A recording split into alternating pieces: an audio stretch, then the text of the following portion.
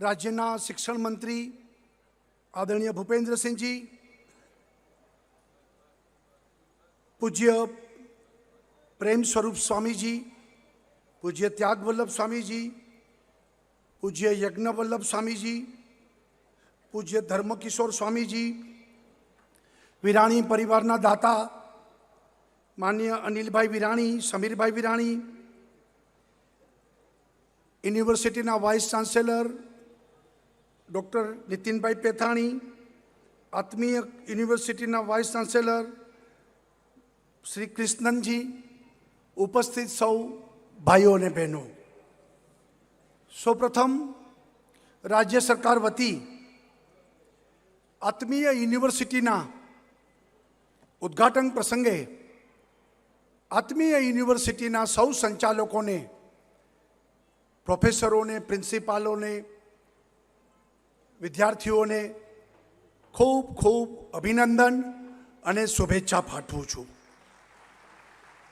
સાથે સાથે વિરાણી સાયન્સ કોલેજને 50 વર્ષ જ્યારે થવા જઈ રહ્યા છે ત્યારે વિરાણી કોલેજને પણ ખૂબ ખૂબ અભિનંદન અને શુભેચ્છા પાઠવું છું. હું પણ અહીંયા રાજકોટમાં મોટો થયો છું. વિદ્યાર્થી નેતામાંથી મારી કારકિર્દીની શરૂઆત થઈ છે. વિરાણી સાયન્સ કોલેજ એમાં હું વિદ્યાર્થી પરિષદના કામ માટે આવતો.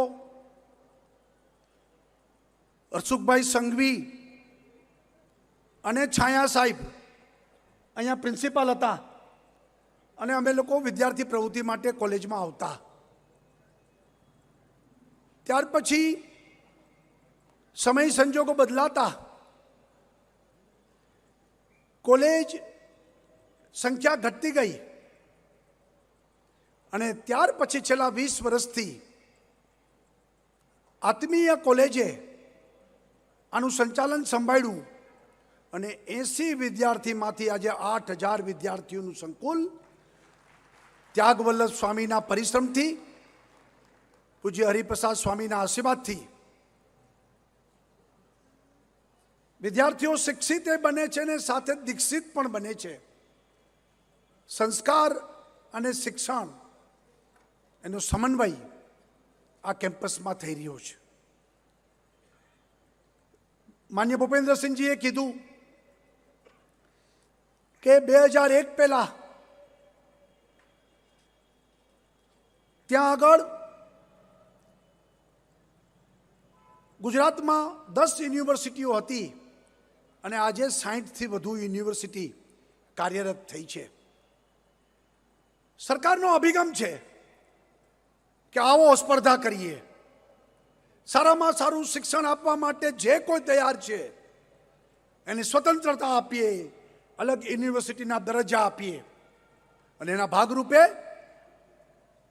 આજે રાજકોટમાં જ સૌરાષ્ટ્ર યુનિવર્સિટી, આત્મીય યુનિવર્સિટી, મારવાડી યુનિવર્સિટી, ત્યાં આગળ આરકે યુનિવર્સિટી, એવી 4-5 યુનિવર્સિટીઓ રાજકોટમાં જ ઊભી થઈ ગઈ.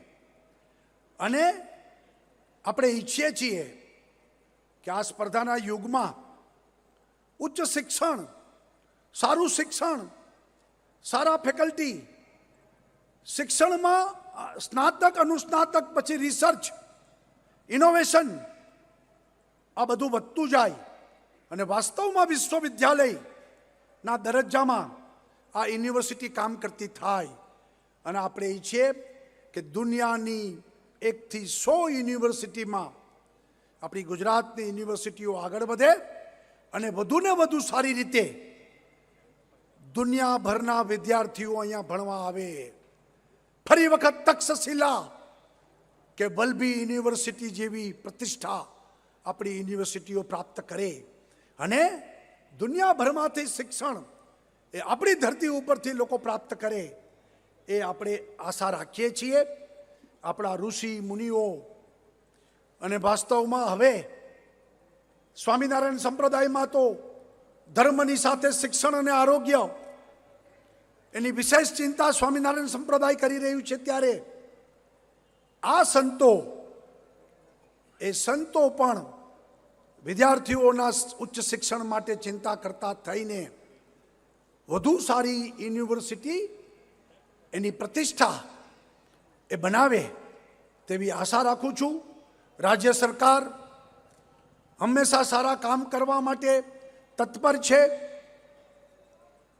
આત્મીય સંકુલ એમની જે કાંઈ આવશ્યકતા હશે એમાં રાજ્ય સરકાર એમની સાથે છે અને એમને બધો સહયોગ આપીને વધુ સારી રીતે લોકોને લાભ મળે, લોકોને ઉચ્ચ શિક્ષણ પ્રાપ્ત થાય અને આરોગ્યની સેવાઓ પણ લોકોને મળતી રહે એ માટે સરકાર આપની સાથે છે. પૂજ્ય હરિપ્રસાદ સ્વામીના આશીર્વાદ કાયમ અમને મળતા આવ્યા છે અને એને જ કારણે આ ગુજરાત એક શક્તિશાળી ગુજરાત, અડીખમ ગુજરાત બન્યું છે. અને 2001થી નરેન્દ્રભાઈએ જે નામુમકિનને મુમકિન કરવાના પ્રયત્નો કર્યા છે અને અત્યારે તો જે રીતે પાકિસ્તાન અને આતંકવાદીઓ જે કંઈ કરી રહ્યા છે એની સામે આખો દેશ કહે છે કે મોદી હે તો મુમકિન હે અને મોદી બધું કરી શકશે.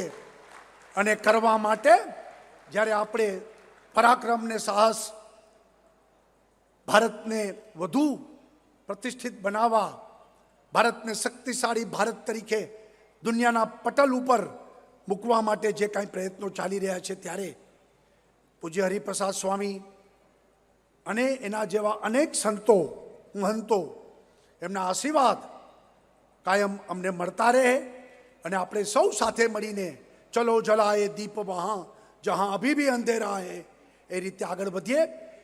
એમના ચરણોમાં વંદન કરી મારી વાત પૂરી કરું છું. સૌનો આભાર, ધન્યવાદ.